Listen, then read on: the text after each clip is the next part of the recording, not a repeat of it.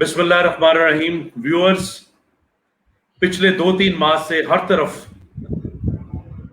Virus का जिक्र है, बीमारियों का जिक्र है, डर का जिक्र है, एहतियाती तदाबीर का जिक्र है, नौकरियों से निकाले जाने का जिक्र है, इकोनॉमी के बैठ जाने का जिक्र है।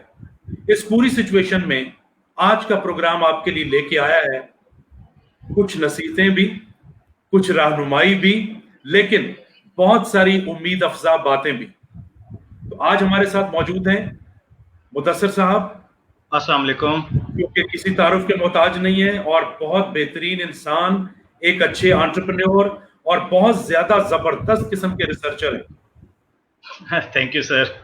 बहुत वेलकम जनाब आपको प्रोग्राम में। और मैं My और pleasure। आपका होस्ट।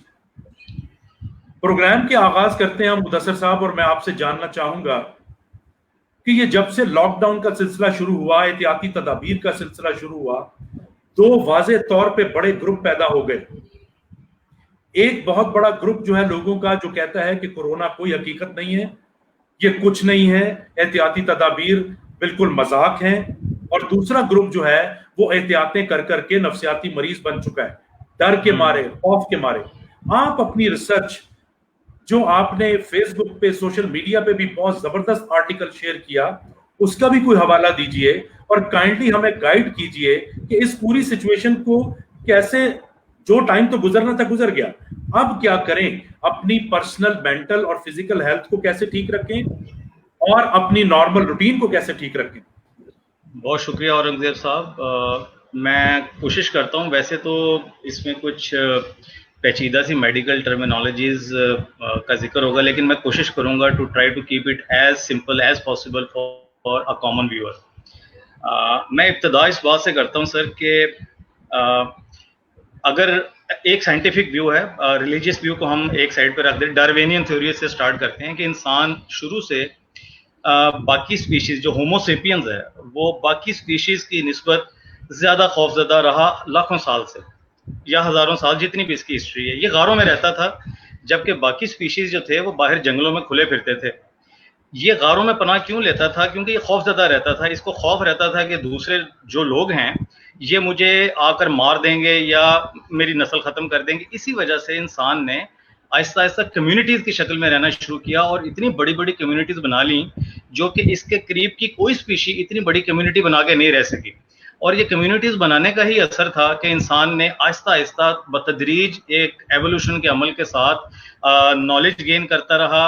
उसने वीट पे काबू पाया, ज़राअत में आया, और उसके बाद ये पिछले 500 साल की तरक्की तो आपके सामने है ही। ये सब बातें तो हम सबको मालूम है। मैं आपसे जिस पॉइंट का आपसे जिक्र करना चाहूँगा कि according to the basic human psychology, इंसान हमेशा नेगेटिव चीज़ को जल्दी कबूल कर लेता है और पॉजिटिव चीज़ को बहुत देर से कबूल करता है। उसका जहन, हमारा जहन की कन्फिगरेशन ही ऐसी है।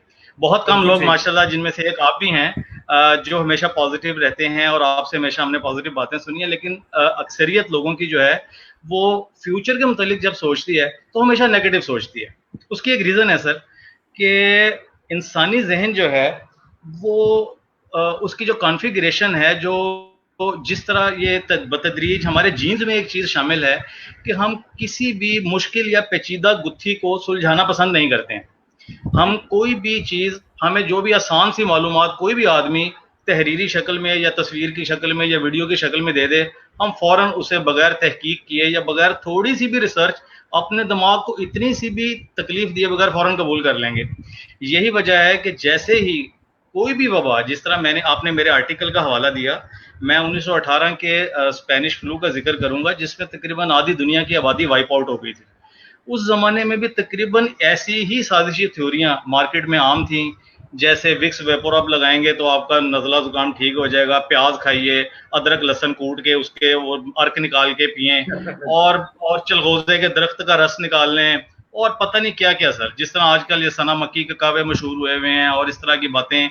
ये सब चीज़ें इंसानी जहन बड़ी आसानी से कबूल करता है और करता रहेगा, क्योंकि हमारा माइंड ट्रिगर ही, उसकी डेवलपमेंट ही नहीं हो सकी उस लेवल पे कि हम किसी चीज़ को सोच सकेंगे वायरस आखिर बला क्या है। मैं हर आदमी से जो साजिशी थ्योरी मेरे पास लेकर आता है, मैं उससे 2 सवाल करता हूँ। भाई, आपको पता है वायरस चीज़ क्या है? पहला सवाल। दूसरा सवाल ये कि वायरस जिस्म में जाके कैसे एक्शन करता है। तो ये दोनों सवालों के जवाब किसी भी साजिशी थ्योरी बनाने वाले के पास भी नहीं होते, सुनाने वाले के पास भी नहीं होते, क्योंकि इंसानी जहन के लिए बहुत ही मुश्किल है ये कबूल कर लेना कि एक ऐसी चीज जो जानदार भी नहीं है और वो हमें कैसे नुकसान पहुंचा सकती है, ये इंसानी जहन के लिए ये बहुत ही पेचीदा बात है। अब आइए सर, इस वायरस के इफेक्ट जो वबा आई है उसके नतीजे में जो मैं फिजिकल इंडिविजुअल लेवल पे पहले बात करूंगा और उसके बाद फिर मैं इसको मैस स्केल पे लेकर जाऊंगा। इंडिविजुअल लेवल पे इंसान हमेशा, जिस तरह मैंने कहा कि नेगेटिव सोचता है, तो वो फ्यूचर के मुतालिक जितनी भी उसके दिमाग में सोचें आ रही हैं इस वक्त वो नेगेटिव आ रही हैं। इन सोचों को जो फ्यूचर के मुतालिक आपके दिमाग में आती हैं उन्हें हम बैड हो या अच्छी हो, वो हमें एक्साइटमेंट पैदा करती है, उसे हम एंजाइटी का नाम देते हैं। पहली चीज तो ये है। और दूसरी वो सोच जो ये हो कि कोई पास्ट में मेरे साथ ऐसा इवेंट क्यों हो गया, उसकी वजह से अगर हम परेशान हैं तो उसे डिप्रेशन कहते हैं। हम ये कॉमन टर्म बहुत ज्यादा यूज करते हैं, और यार आज मेरे साथ बात ना करो, मुझे आज बड़ा डिप्रेशन हुआ है। ये डिप्रेशन एकदम 5 मिनट के अंदर नहीं होता और चाय पीने से ठीक भी नहीं हो जाता। ये depression over the period of time हम कैरी करते रहते हैं किसी भी पास्ट इवेंट के ऊपर। जैसे मिसाल के तौर पे इस वक्त सबसे ज्यादा सेक्टर जो हिट हुआ है वो हॉस्पिटैलिटी इंडस्ट्री और टूरिज्म का सेक्टर आप कह लीजिए, जो मेरी नजर में सबसे ज्यादा हिट हुआ है, जिसको सबसे ज्यादा जक पहुंची है। अब आप जस्ट इमेजिन कीजिए कि हॉस्पिटैलिटी में किसी ने नया होटल अपना डाला है, या किसी ने अभी शादी हॉल कंस्ट्रक्ट किया है 10 करोड़ रुपया लगा के, और मार्च के अंदर उसने उसकी ओपनिंग करनी थी, जबकि हुकूमत ने लॉकडाउन कर दिया और गैर मुअय्यना मुद्दत के लिए शादी हाल ही बंद हो गए। और वो आदमी जिसने बैंक से लोन उठाया या अपने रिश्तेदारों से पैसे पकड़े होंगे या कुछ किया होगा, वो इस डिनायल से बाहर ही नहीं निकल पाएगा कि ये वबा आई ही क्यों, और वो ये सोच कर परेशान होगा कि ये वबा शायद मेरे कारोबार को नुकसान पहुंचाने के लिए आई है, और उसको तकवीयत देने के लिए उसके इर्द गिर्द बहुत सारे लोग होंगे कि भाई तूने चूंकि इतना पैसा खर्च किया था, किसी की नजर लग गई। आई एम सॉरी, बस ये बातें हमारे माशरे में बड़ी आम है कि तुम्हें नजर लग गई है, या जो है ना वो जो किसी ने तुम्हें कोई काला जादू कर दिया तुम्हारे ऊपर, जैसा। ये वबा सबके लिए है सर, ये किसी भी एक आदमी को हिट करने के लिए नहीं आई है। वबा आती है तो उसके साथ बहुत सारी थ्रेट्स आती हैं और बहुत सारी अपॉर्चुनिटीज, जो हम शायद अगले सेक्शन में डिस्कस करेंगे कि उसकी अपॉर्चुनिटीज कौन कौन सी हैं। फिलहाल मैं आपको बताता हूं कि जब हम इतना स्ट्रेस लेते हैं अपने ऊपर वबा का, क्योंकि मेरा कारोबार नहीं है, या मेरी नौकरी छूट गई है, या नौकरी से लोग निकाले जा रहे हैं और गिने चुने 2-4 लोग ऑफिस में काम कर रहे हैं और मेरे सर पे एक स्वॉर्ड लटक रही है, तलवार। मैं रोज सुबह इसी उम्मीद के साथ ऑफिस जाता हूं कि या अल्लाह आज मेरी नौकरी बच जाए और मैं घर वापस आ जाऊं। जब आप इस स्ट्रेस के साथ अपने दिन और रात गुजारते हैं तो आपके अंदर एक मैकेनिकी सिस्टम, जिसे हम स्ट्रेस मैनेजमेंट सिस्टम कहते हैं, जो खुदा की तरफ से और एवोल्यूशन के साथ साथ हमारे अंदर ऑन हो चुका है, उसे स्ट्रेस मैनेजमेंट कहते हैं। वो स्ट्रेस हार्मोन रिलीज करता है, जिसके नतीजे में स्टीरॉयड पैदा होती है। कोर्टिसोल हार्मोन जो है वो बहुत एक इंपॉर्टेंट हार्मोन है हमारा, और एक है न्यूरोपेनिफ्रेइन। ये 2 हार्मोन जो है ये रिलीज होते हैं। कोर्टिसोल हार्मोन के नतीजे में बहुत ही एक आम कॉमन दवा जिसे स्टीरॉयड कहते हैं, जो आपने भी सुनी होगी, वो स्टीरॉयड जिस्म में आती है। ये कुदरती निज़ाम है कि जब आप स्ट्रेस में होते हैं तो स्ट्रेस को मैनेज करने के लिए आपको कोई पेन है या कुछ है तो स्टीरॉयड है कि जिससे आप फौरी तौर पे काम डाउन। डेक्सामेथासोन जो आपने आजकल नाम सुना है, ये कोई आज की दवाई थोड़ी है, ये तो मैं पिछले 40 साल से देख रहा हूँ कि जब भी किसी को निज़ाम तनफ्फुस में स्पेशली किसी किस्म की एलर्जिक रिएक्शन भी होता था तो, और उसकी सांस की नाली उसके नतीजे में, जैसे पोलन एलर्जी है, तो हमारे जिस्म का कुदरती निज़ाम हमारी सांस की नाली को तंग कर देता है कि पोलन यहाँ से अंदर ना जा सके। तो उसके नतीजे में जो सोजिश आती है उसको दूर करने के लिए स्टीरॉयड दी जाती हैं। डेक्सामेथासोन के इंजेक्शन उसमें आम थे, जो आईवी फ्लूइड के जरिए दिए जाते थे।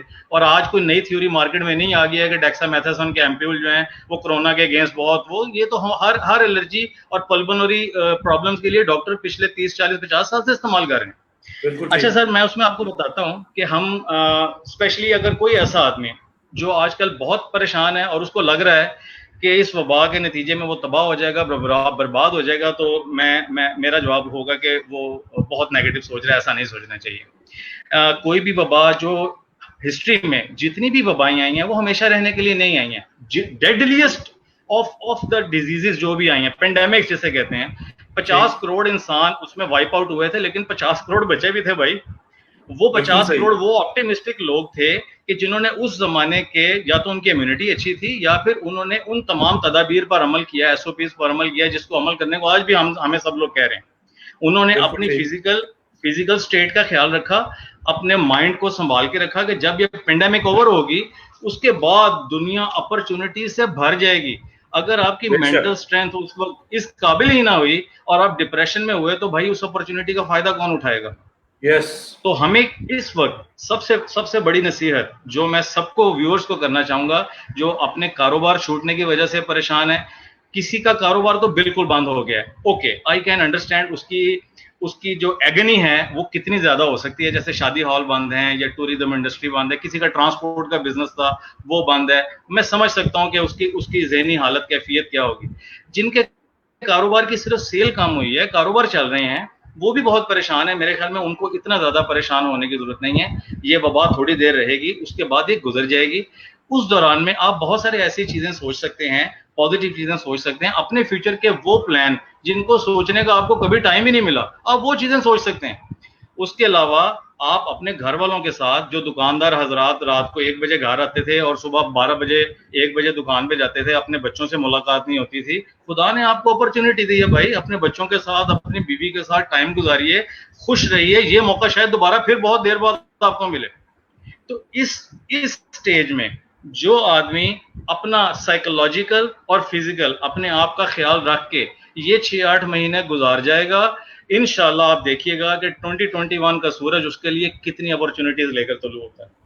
बहुत जबरदस्त मुदस्सिर साहब, देखिए बहुत ज्यादा टेक्निकल चीजें आपने बताई, इसकी हिस्ट्री बताई कि ये वायरस कोई नई चीज नहीं है, लेकिन आप ये भी एनालाइज करते हैं और इस बात से भी इत्तेफाक करेंगे, जो मेरा एनालिसिस है वो मैं आपके सामने रखता हूं कि दुनिया में बहुत कम ऐसे ममालिक हैं जिन्होंने इस पेंडेमिक को बहुत रिलेटिवली सेंसिबली डील किया है। जी, हर मुल्क का जो अपना कल्चर था, हर मुल्क के लोगों का जो मिजाज था, उसके मुताबिक डील हुआ है ये वायरस। तो हमारा मुल्क में चूंकि डिसिप्लिन का फुकदान है, कंफ्यूजन पहले ही बहुत ज्यादा होते हैं सोसाइटी में, अफवाहें बहुत ज्यादा होती हैं हमारी सोसाइटी में, इन तमाम चीजों ने भी इस वायरस की सिचुएशन को बहुत ज्यादा इस पे असरअंदाज हुई वो। और सोशल मीडिया झूठ से भरा हुआ था, अभी भी तकरीबन किस किस तरह की पोस्ट आती रही हैं, उससे एक बहुत बड़ा तबका डर गया और एक तबके का डर खत्म हो गया। लिहाजा हमें जिस तरीके से आपने बात की है, हमें थोड़ा सा बारीकी में जाके, जिस तरह मैं अक्सर बात करता हूं कि जिस तरीके से हमने मजहब भी दूसरों पे छोड़ रखा है, खुद कभी तहकीक नहीं करते, बिल्कुल उसी तरीके से ये वायरस क्या है जो फेसबुक ने हमें बता दिया, हमने यकीन कर लिया।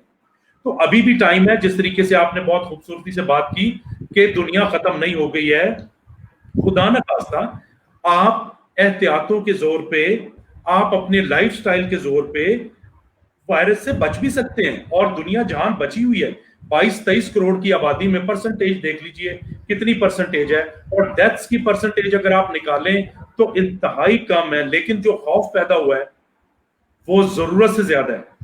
अच्छा, यहाँ पे तो हम सोशल भी बात करेंगे, बहुत सारे, मैं चूंकि पढ़ाता भी हूँ और बहुत ज्यादा स्टूडेंट से भी इंटरेक्शन होता है, तो स्टूडेंट्स अक्सर गिला करते थे या करते हैं ऑनलाइन क्लासेस में कि सर मजा नहीं आ रहा, बहुत बोरियत है। तो मैं उनको अक्सर कहता हूं कि इसका पहला तरीका तो ये है कि आप सारी पाबंदियां तोड़ के, सारी एहतियातें छोड़ के बाहर निकल जाओ, मजे करो जाके। लेकिन दूसरी तरफ आप ये भी देखें कि आप अगर अपना टाइम अपने सब्जेक्ट्स की रिसर्च में, कुरान पाक की तालीम में, अच्छी मोटिवेशनल मूवीज देखने में गुजारें, आपको तो पता भी नहीं चलेगा कि 24 घंटे कैसे गुजर गए। तो वो जो हमारी अजली नाशुक्री है और हर वक्त एक तब्दीली चाहने की हमारी जो एक फितरत है, उसने भी पेंडेमिक को डील करने में कोई खास मदद नहीं की। हम बहुत जल्दी सिचुएशन से उकता जाते हैं, और उसकी मिसाल आपने देखी कि जो ही ईद के दौरान लॉकडाउन पे नरमी की गई, तो किस तरीके से हमने वो काम भी किए जो सारी जिंदगी जिसमें हम अपना इंटरेस्ट ही नहीं लेते, जिसने सारी उम्र सैर नहीं की, जो सारी उम्र बाहर नहीं निकले, वो भी बाहर बाजारों में निकला। तो इसलिए लोगों को समझना चाहिए कि अकलमंदी से एहतियात कैसे करनी है और डर के एहतियात कैसे करनी है। अब मैं आपसे बात करूंगा उस अहम चीज पे, इस पेंडेमिक में एक और चीज जिसने हमें बहुत ज्यादा अपनी मौजूदगी का एहसास दिलाया, हम उससे बिल्कुल वाकिफ नहीं थे, और वो हमारी ही चीज है, हमारे जिस्म के अंदर की चीज है, वो है इम्यून सिस्टम। जी सर।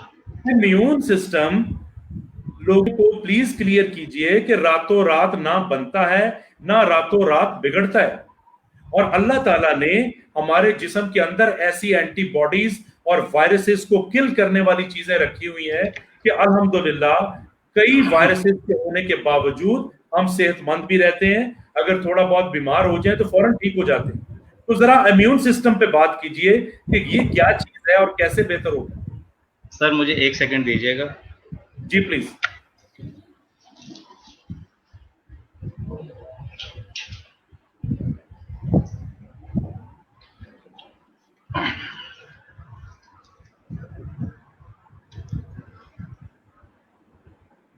सॉरी सर, मैं बहुत मादरत ख्वाह हूँ, थोड़ा सा तात्तुल हुआ। बस प्लीज आप शुरू कीजिए।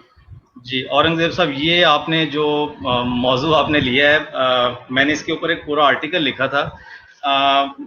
हम मौसमी हमारे यहाँ मौसमी फिलासफर बहुत ज़्यादा आ जाते हैं।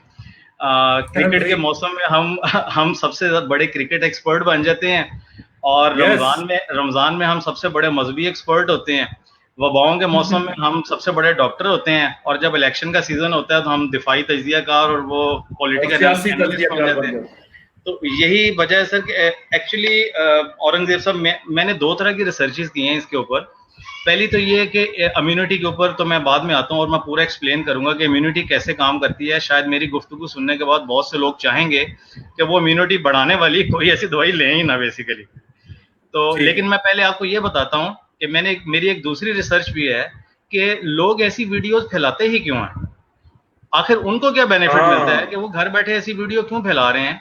तो मेरी ही सर ऐसा है कि सोशल मीडिया के ऊपर खौफ एक कारोबार बन चुका है, और जब खौफ और खबर बिकने लग जाती है तो फिर डर का बिजनेस, और वो फिर किसी मजहब या किसी हुकूमत के किसी कवानीन के ताबे उनको रोकना बहुत ही मुश्किल हो जाता है। लोगों ने अपने यूट्यूब चैनल्स बनाए हुए हैं, फेसबुक पे इन्वेस्टमेंट की हुई है, लोगों ने अपनी नौकरियां छोड़ दी हैं और घर आके बैठ गए हैं और सारा दिन काम ही यही कर रहे हैं कि वो वीडियोस बनाते रहें और ऐसी चीजें, ऐसे तवाहमात से भरपूर चीजें लोगों को फेसबुक पे और दूसरे मीडिया पे फेंकें जिसपे लोग फौरी तौर पे अपने लाइक्स करें और उनकी वीडियो को आगे शेयर करें फौरी तौर पे, ये व्हाट्सएप में हो या फेसबुक पे हो या यूट्यूब पे हो। ये सारे कारोबार बन गया हुआ है और लोग जान जान के ऐसी वीडियोस और ऐसे ऐसे मौजूआत लेकर आते हैं कि मेरी तो बाज़ औक़ात अक्ल हैरान रह जाती है। और मैं उनको कहता हूं कि इन लोगों को तो 21 तोपों की सलामी देनी चाहिए कि ऐसी थ्योरी कहां से उठा के ले आते हैं वो लोग। एक तो सर ये बात हो गई कि वीडियोस ऐसी मार्केट में आती क्यों हैं।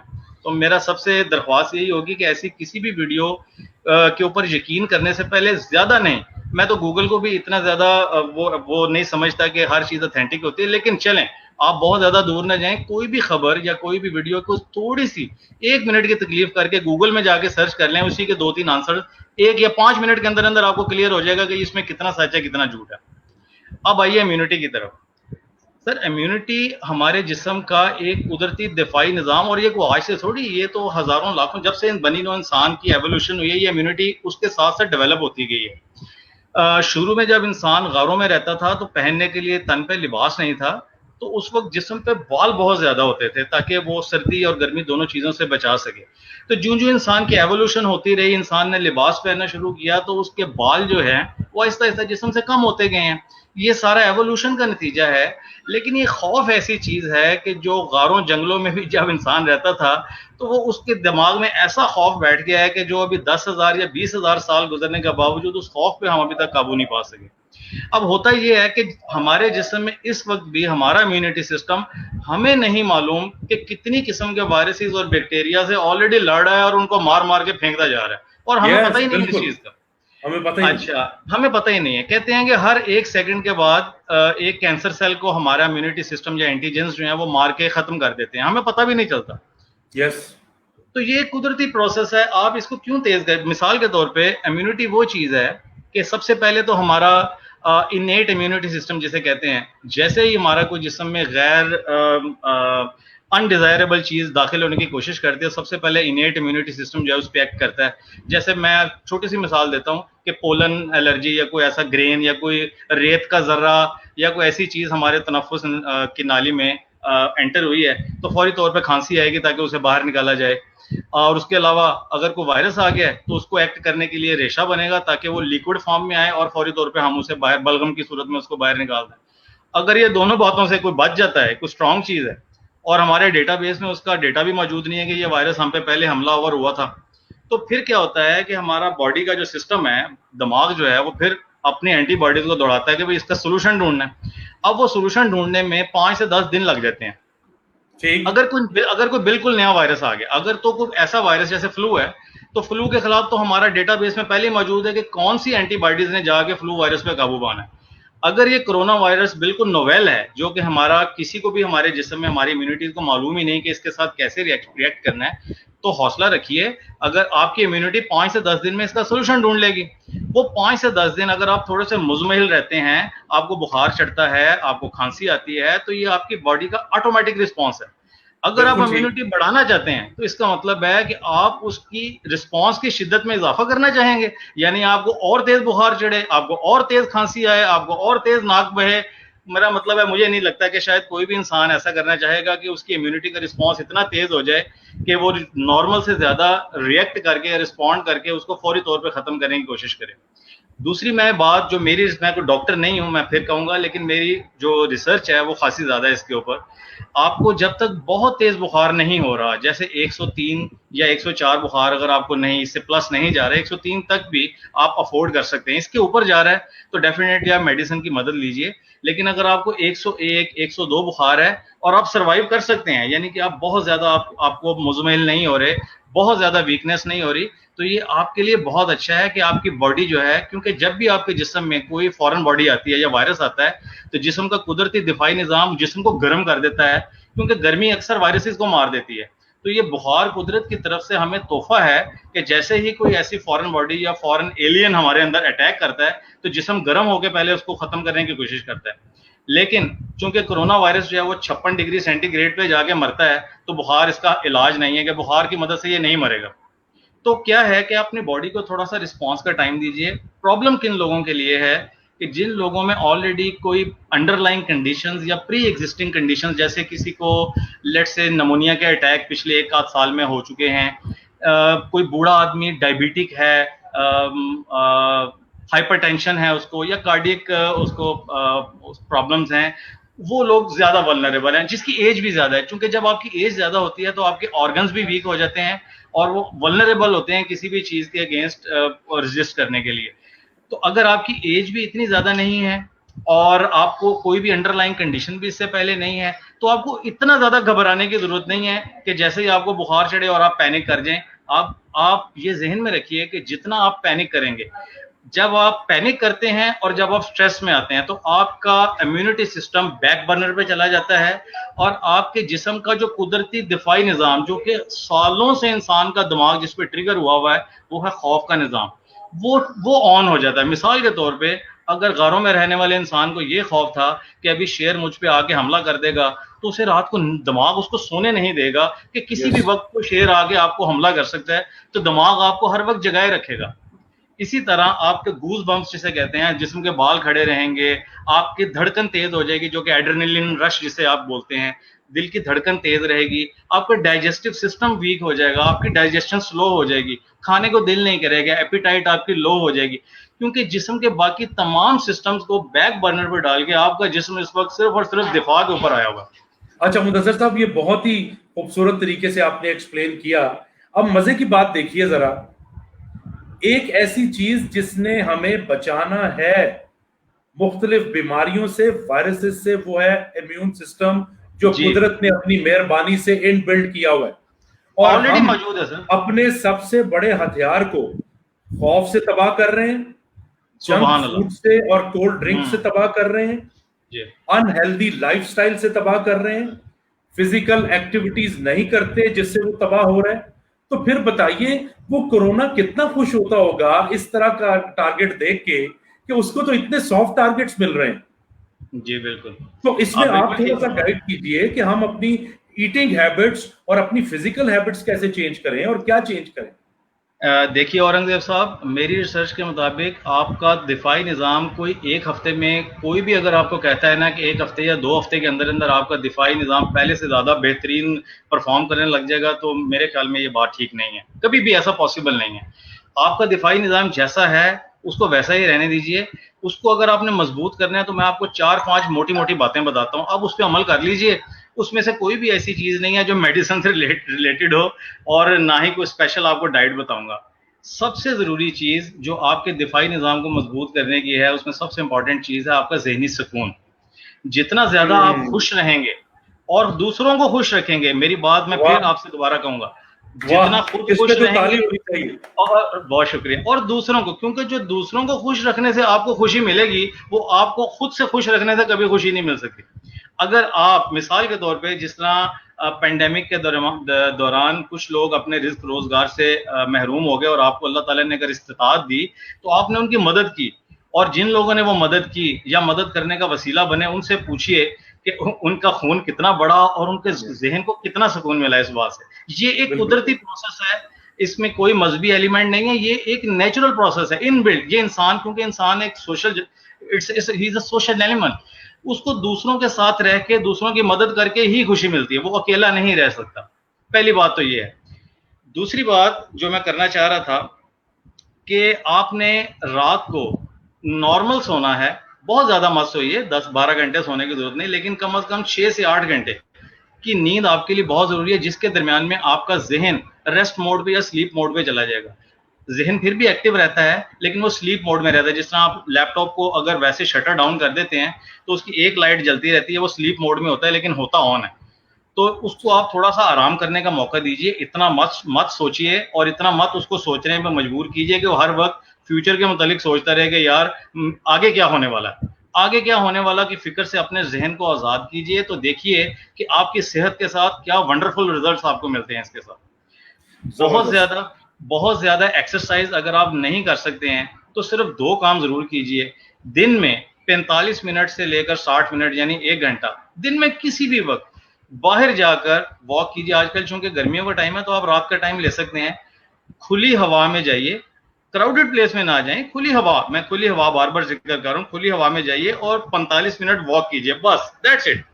उससे आपकी सेहत पे बहुत ही हैरान कुन असरात होंगे, जो आपको मालूम भी नहीं है कि इतने हैरान कुन असरात होंगे। आजकल थोड़ा सा सनलाइट लेना मुश्किल है, तो लेकिन अगर थोड़ा सा मौसम चेंज होता तो सनलाइट से बेहतर कोई चीज नहीं है जो आपका कुदरती दिफाई निजाम को अच्छा और मुस्तकिल रखने के लिए बहुत ही बेहतरीन चीज है। लेकिन आजकल ऑब्वियसली गर्मी इतनी ज्यादा है तो हम सनलाइट लेना अफोर्ड नहीं कर सकते हैं। लेकिन ये जो मैं आपको 3 चीजें अभी बताई हैं, वॉक कीजिए, एक्सरसाइज बेशक ना करें, वॉक जरूर करें, अपनी डाइट को बिल्कुल नॉर्मल रखिए, नॉर्मल गिजा खाइए, नॉर्मल सब्जियां, नॉर्मल फल जो मौसम के हैं सिर्फ वो खाइए। आपको एक्स्ट्रा ऑर्डिनरी बादाम, अखरोट, मूंगफलियां और पता नहीं क्या क्या लोग विटामिन की कौन से बता, Yes. भाई मेरे बात सुनिए, विटामिन आप बिला वजह में अगर विटामिन सी ले रहे हैं और आपके जिस्म में ऑलरेडी वो पूरा है तो वो तो उल्टा आपके लिए नुकसानदेह साबित हो जाएगा।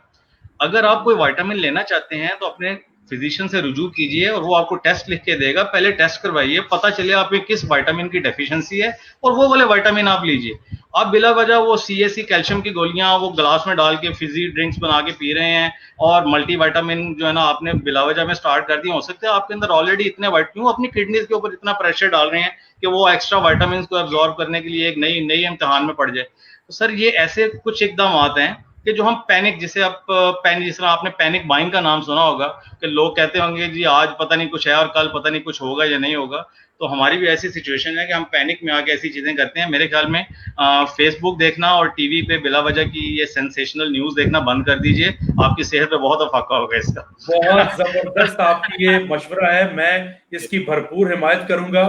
टीवी चैनल्स ने आधा साइको क्या बल्कि बहुत साइको कर दिया है, जी और बिल्कुल। सोशल मीडिया पे इतना झूठ आने लगा है, इतनी फैब्रिकेटेड न्यूज आने लगी हैं कि वो भी बहुत अकलमंदी से उसका जायजा लेना पड़ता है कि क्या करें। जी अच्छा, अभी जी बहुत जबरदस्त हमने डिस्कशन की पर्सनल लाइफ, सोशल लाइफ के हवाले से, कोरोना के पेंडेमिक के उसमें। अल्लाह ताला तमाम लोगों को महफूज रखे, सेहत दे और हर किस्म की वबा से बचा के रखे, ये हमारी दिली दुआ है। अब आपके पास बहुत सारे जो सवालात थे कारोबार के हवाले से, जी जी मुआशी जी चीजों के हवाले से, उस पे जरा बात कर लेते हैं। जी। मैं सर एक जुमला, आप ही का एक जुमला आप वो करना चाहूंगा व्यूअर्स को, जो चूंकि मैं तो आपका बहुत पुराना न्याज़मंद हूँ और आप एक जुमला बोला करते हैं, वो मैं कारीन की नज़र वो करना चाहूंगा।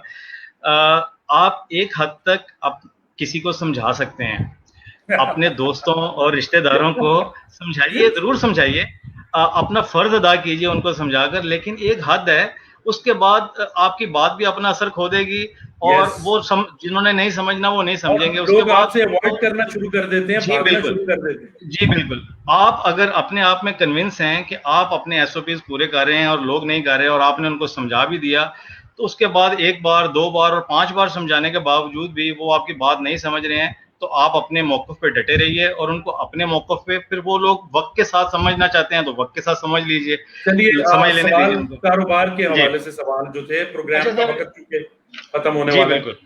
औरंगजेब साहब, हम चूंकि आपको बचपन से हम देखते हैं, आपको बिजनेस गुरु हम कहते हैं, तो आप सर, आप बताइए कि इस पैंडेमिक के दौरान, मेरी आपसे यार, पहले भी एक दफा ये बहुत ज्यादती कर रहे हैं आप मुझे नहीं जो है ना औरंगजेब साहब, आपका दादा सिर्फ बना रहे हैं और आप मुन्ना बन रहे हैं।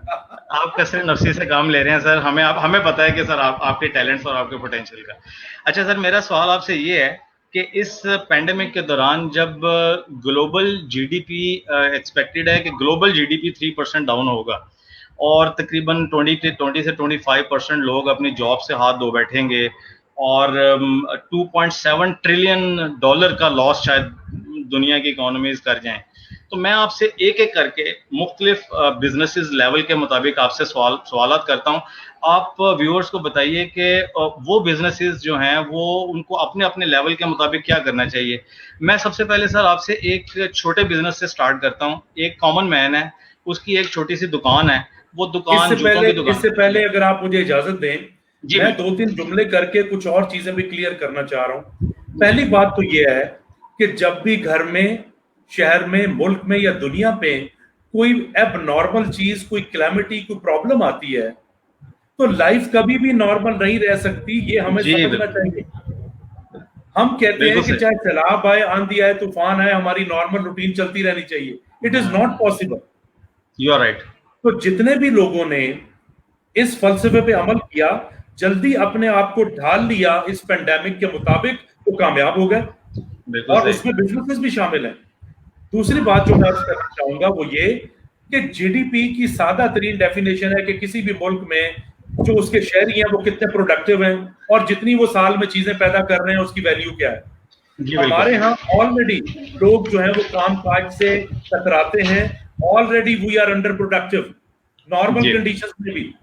दूसरा, हमारी जो अनएम्प्लॉयमेंट का मामला है उस वजह से भी हमारी बहुत बड़ी वर्क फोर्स जो है वो प्रोडक्टिव नहीं है। तो पेंडेमिक आए या ना आए, हम तो पहले ही रींग रहे थे। ये सही है। अब जब ये प्रॉब्लम आ गई तो पूरी दुनिया के, जिनका 12, 13, 14 ट्रिलियन डॉलर्स जो है वो जीडीपी है, अमेरिका और चाइना, और तीसरे नंबर पे जापान जो है वो खैर इनसे नीचे है काफी, 4.5 ट्रिलियन के करीब है, वो तक उनकी इकोनॉमीज हिल गई हैं। तो what to talk about us. जी। इन 2 पॉइंट को क्लियर करने के बाद अब मैं चाहूंगा कि आप अपने वो वाले सवाल कर लें। जी, आपने बिल्कुल ठीक फरमाया, और एक बड़ा पुराना किसी फ़लसफ़ी का कौल है कि जो जितना बड़ा होता है उसका दुख भी उतना ही बड़ा होता है। तो अगर चाइना की और अमेरिका की इकोनॉमीज़ इतनी बड़ी हैं, तो आप ये मत समझिए कि उनके लिए ये दुख छोटा है। उनको जो यस, जिसकी 1 लाख की इनकम है, उसको 1 लाख के मुताबिक दुख पहुँचा है, और अगर आपकी बिल्कुल 5,000 की इनकम है तो आपको 5,000 के मुताबिक दुख है। तो हर बिल्कुल बड़े को सही। अपने साइज़ के मुताबिक ही दुख है। अच्छा सर, लेकिन ये ये भी देखिए। देखना चाहिए मुदस्सिर भाई कि जी। जिनका रंग पहले ही जरा थोड़ा सा सांवला या काला है, उनको सूरज में निकलने से क्या फर्क पड़ेगा। जबरदस्त, बहुत बार महल जुमला आपने कहा सर, जी जबरदस्त। जी। अच्छा सर, ये बताइए कि जो स्मॉल स्केल बिजनेसेस हैं, उसमें से कुछ बिजनेसेस तो ऐसे हैं कि शायद जिनको इतना ज़्यादा फर्क नहीं पड़ा, जैसे जो ऑलरेडी ऑनलाइन ही काम कर रहे थे, जैसे होममेड फूड का बिजनेस था, या और इस किस्म के दूसरे बिजनेस जो डिजिटल मीडिया के ऊपर ऑलरेडी थे, उनको तो कोई खास फर्क नहीं पड़ा, बल्कि शायद उनकी सेल पहले से भी ज़्यादा बढ़ गई है। लेकिन कुछ ऐसे बिजनेसेस थे जिसे लोग फिजिकल जाकर स्पॉट बाइंग जिसे आप कहते हैं, वो जो स्पॉट बाइंग करते थे, जैसे जूती है, जब तक आप जूता पहन के अपने पाँव में कंफर्ट लेवल उसका चेक नहीं करेंगे, तो उस वक्त तक आप जूता खरीदना आपके लिए थोड़ा सा मुश्किल हो जाता है। जी इसी तरह ही कपड़ों का, रेडीमेड कपड़ों का मामला है कि आपके जिस्म पे जब तक ट्राई रूम में जाके आप चेक नहीं कर लेते, तो इस किस्म के बिजनेसेस के बारे में सर स्केल वाइज हम डिस्कस करते हैं। एक स्मॉल स्केल, एक छोटा दुकानदार जिसका इसी किस्म का या इलेक्ट्रॉनिक्स का बिजनेस था या कुछ कपड़े का या जूतियों का या कुछ ऐसी प्रोडक्ट जो कि खाने पीने से रिलेटेड नहीं है, क्योंकि आजकल सबसे इन बिजनेसेस ग्रोसरीज और दूसरे खाने पीने के हैं, उनको आप क्या मशवरा देंगे कि वो इस पेंडेमिक से कैसे अपने आप को सर्वाइव करें, फाइनेंशियली भी और इमोशनली भी? देखिए, सबसे जो लो कैटेगरी है वो इसी किस्म के लोगों की है, जिस तरीके से डेली वेजर्स या दिहाड़ीदार मजदूर, जिनका पूरे का पूरा दारोमदार उसी दिहाड़ी पे था, वो सबसे बड़े सफरर हैं। दूसरे ये बिजनेसेस जो छोटे छोटे बिजनेसेस थे और जो जितना कमाते थे वो खा लेते थे, वो सबसे ज्यादा सफर हुए। अब देखिए, जैसे मैंने आपसे पहले कहा कि अब एक मुसीबत आई है तो चीजें आइडियल नहीं हो सकती। एग्जैक्टली। सबसे पहले तो ऐसे बिजनेसेस को अपने होशो हवास बहाल रखने चाहिए कि एक मुसीबत आ गई है, अब इसमें से निकलना है। तो आपके 50% से ज्यादा लोग तो इसी टेंशन से या कोरोना का शिकार हो गए या कोई और ज़हनी बीमारी का शिकार हो गए या डिप्रेशन का शिकार हो गए कि उन्होंने अपने आप को संभाला ही नहीं। तो पहला तो मेरी दरखास्त यह है कि बराए मेहरबानी, ये एक मुसीबत आ गई है, थोड़ा सा हौसला रखें। जब हौसला होता है तो फिर बैठ के फैमिली में या इंडिविजुअली फैसला किया जाता है, देखा जाता है कि क्या चीज इस वक्त अगर मुझे सहारा मिल जाए तो मैं गुजारा कर सकता हूं। क्या वो माली मदद है, कोई टेक्निकल मदद है, या कोई सोशल या मॉरल सपोर्ट है। ये दूसरा स्टेप है। अगर फर्ज करें आपको सिर्फ माली मदद से सहारा मिल सकता है तो फिर अगले तरीके हैं कि उसे कैसे ढूंढा जाए। क्या हमारे पास कोई जमा पूंजी इतनी है? अगर नहीं है तो क्या कोई दोस्त रिश्तेदार इस काबिल हैं जो हमें मदद कर सके? उसके बाद हुकूमत ने 12,000 रुपए देने का प्रोग्राम शुरू किया, स्टेट बैंक ने अपना प्रोग्राम शुरू किया।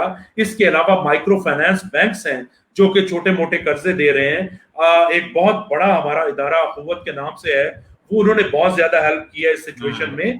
तो इसलिए ये सर्वाइवल जो है ये पहले नर्व्स का करना होगा और उसके बाद तमाम रिसोर्सेज को यूटिलाइज करके आगे चलना होगा। लेकिन इस पे एक और चीज भी डिपेंड करती है।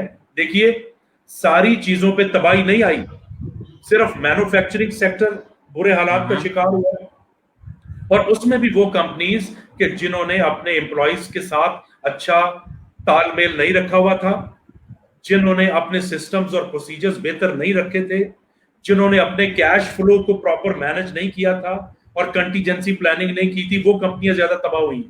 जबरदस्त सर, ये बहुत अच्छा पॉइंट दिया आपने। इस सूरत हाल में भी जिन कंपनियों ने अपने कैश फ्लो की थोड़ी बहुत मैनेजमेंट ठीक रखी हुई थी, अपने एम्प्लॉइज के साथ अच्छे ताल्लुकात रखे हुए थे और अपने सिस्टम्स को बेहतर रखा हुआ था, वो बच गई हैं और बल्कि बड़े अच्छे तरीके से उन्होंने इस सिचुएशन को मैनेज किया। अच्छा सर, ये मेरे ख्याल में इससे कॉम्प्रिहेंसिव स्पेशली ये छोटे बिजनेसेस का तो हमने किया। अब sir medium to large scale पे जाते हैं। एक आदमी जिसने छोटी मोटी सी फैक्ट्री डाली हुई है, कुछ एसेट्स हैं, मशीन्स हैं वहां पर, वो डिप्लॉय कर दी हुई हैं, प्रेमिसेस है वो रेंट पे लिया हुआ है, एक गोडाउन है छोटा सा वो भी रेंट पे है।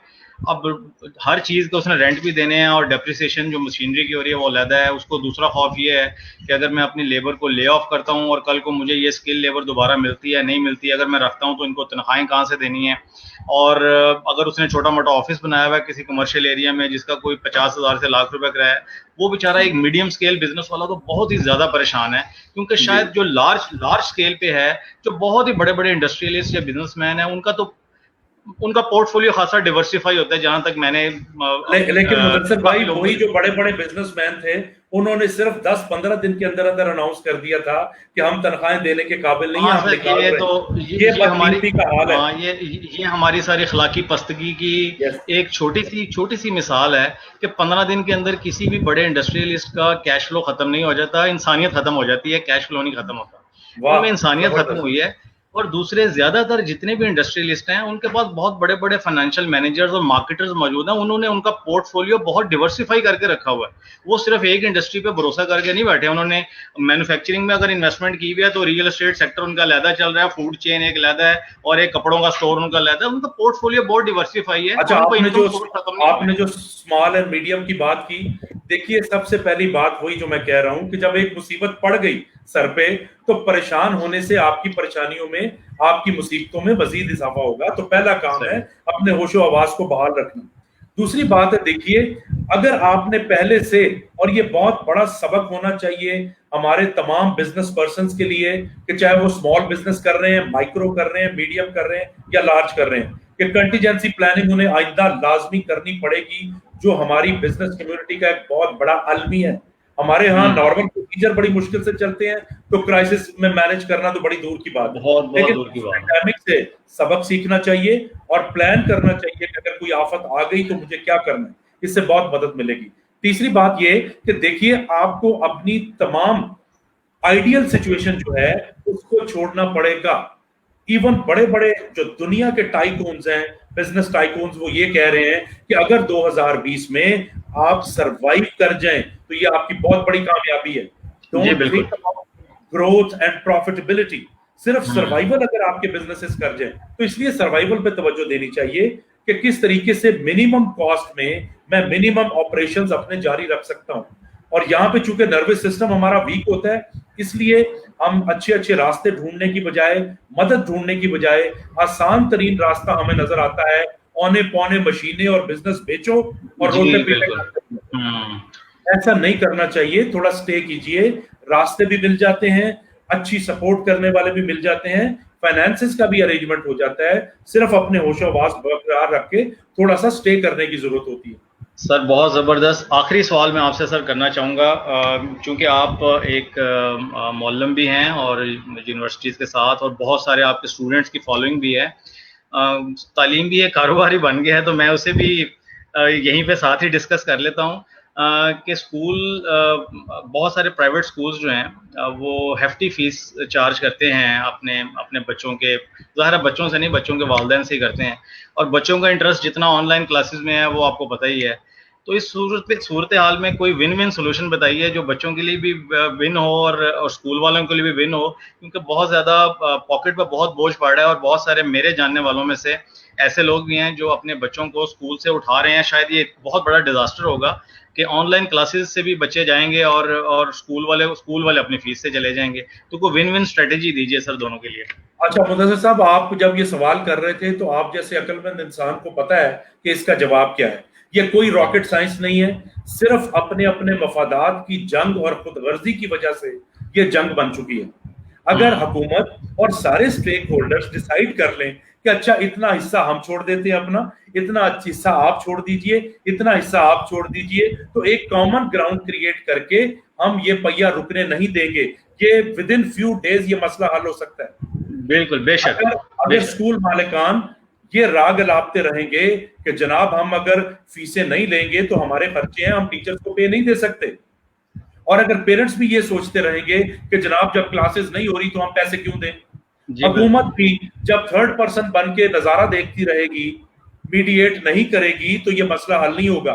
हमें खुदगर्जी छोड़नी है, हमें अपना नॉर्मल प्रॉफिटेबिलिटी, अपना नॉर्मल आराम थोड़ा सा जरा कंट्रोल में करना है, उसको पीछे करना है। तो उसमें मेरा तो सजेशन और रिक्वेस्ट यही है कि मिल बैठ के कोई एक दरमियानी रास्ता चुन लें कि जिसमें पेरेंट्स पे भी ज्यादा बर्डन ना पड़े, जिसमें स्कूल्स में भी बिल्कुल ऐसा ना हो कि उनको फारिग कर दिया गया है, और हुकूमत भी कोई सब्सिडी, कोई अच्छी पॉलिसी, कोई और फाइनेंशियल असिस्टेंट के तौर पे मदद करे, तो ये सिलसिला बहुत आराम से हल हो सकता है। Sir that's all. मेरे ख्याल में बहुत ही कॉम्प्रिहेंसिव आपने जवाब दिया है। मैं over to you sir, conclude कीजिए सर इसको।